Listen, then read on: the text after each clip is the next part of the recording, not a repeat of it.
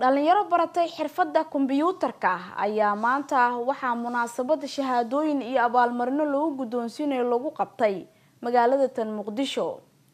dhalinyarada ayaa tababarku waxa uu socday muddo 4 bilood ah waxaana ay isugu jireen wiilal iyo gabdho.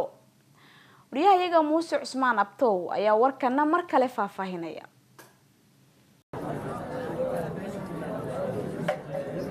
munaasabadan oo shahaadooyin iyo abaalmarino lagu guddoonsiinayay 150 arday oo dhameysatay tababar socday muddo 4 bil ah oo ay ku baranayeen cilmiga aaladda kombiyuutarka kaasi uu soo qabanqaabiyay maamulka macadka barashada kombiyuutarka ee Marwaas ayaa lagu qabtay magaalada Muqdisho. munaasabada ayaa waxaa ka soo qayb galay agaasimaha guud ee wasaaradda boostada iyo isgaarsiinta iyo tiknoolajiyada ee xukuumadda federaalka Soomaaliya, maamulka macadka barashada kombiyuutarka, waalidiin, odayaal, cilmi-udiin, ardayda, macallimiin iyo dadweyne kale aad u fara badan.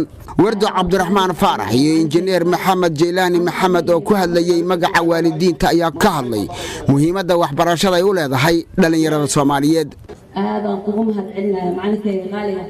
aniga ma ihi maamo kaliya, waxaan ahay maamo ka qalin jabisay iskuulkan Marwaas Computer sidiinoo kale.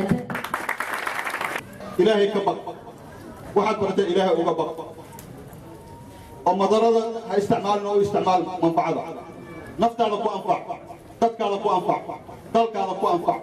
agaasimaha guud ee wasaaradda boostada iyo isgaarsiinta iyo tiknoolajiyada ee xukuumadda federaalka Soomaaliya Cabdiraxmaan Macalin Cadow ayaa tilmaamay in ka wasaarad ahaan ay ka qayb qaadan doonaan horumarinta aaladda tiknoolajiyada.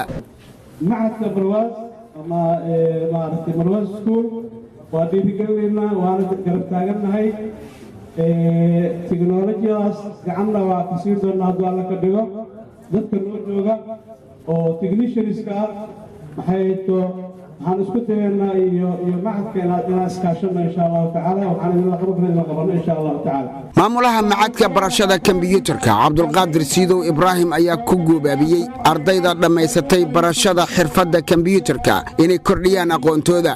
arday Soomaaliyeed oo dhameysatay barashada cilmiga kombiyuutarka kuwaas oo tiradoodu gaaraysa 150 arday oo maanta halkan xaadir ku ah. Muuse Cusmaan Abtow, telefishinka qaranka Soomaaliyeed, Muqdisho.